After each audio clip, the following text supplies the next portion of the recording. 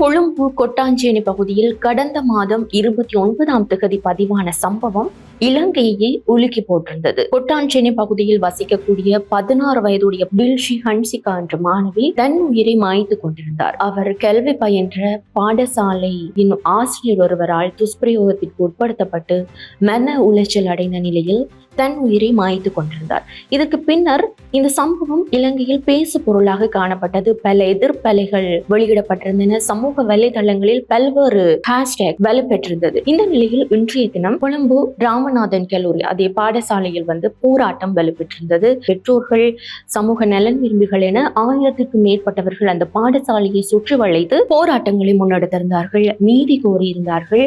இதன் போது போலீசார் சில இடையூறுகளையும் விளைவித்திருந்ததை காணொலி வாயிலாக அவதானிக்கக்கூடியதாக இருந்தது. இந்த போராட்டத்திற்கு பின்னர் கல்வி அமைச்சு உடனடி நடவடிக்கை எடுத்திருக்கிறது. அதாவது அந்த பாடசாலையின் அதிபர் வரவழைக்கப்பட்டு அவரிடம் விளக்கம் கோரப்பட்டிருக்கின்றது. அதே போல் அந்த சம்பவத்துடன் தொடர்புடைய ஆசிரியர் பணியிடமாற்றம் செய்யப்பட இருப்பதாகவும் கல்வி அமைச்சு அறிக்கை ஒன்று வெளியிட்டு விளக்கம் கொடுத்திருக்கிறது. அதே போல் கல்வி அமைச்சு இன்னொரு விடயம் ஒன்றினையும் சொல்லியிருக்கிறது. அதாவது போலீசாரின் விசாரணை அறிக்கைகள் கோரப்பட்டிருக்கிறது. அந்த அறிக்கைகள் கிடைத்ததன் பின்னர் உடனடியாக ஒழுக்காற்று நடவடிக்கை எடுக்கப்படும் என கல்வி அமைச்சு அறிக்கை ஒன்று வெளியிட்டு தெளிவுபடுத்தி இருக்கிறது. ஹன்சிக்குரிய நீதி கிடைக்குமா என பொறுத்திருந்து பார்க்கலாம்.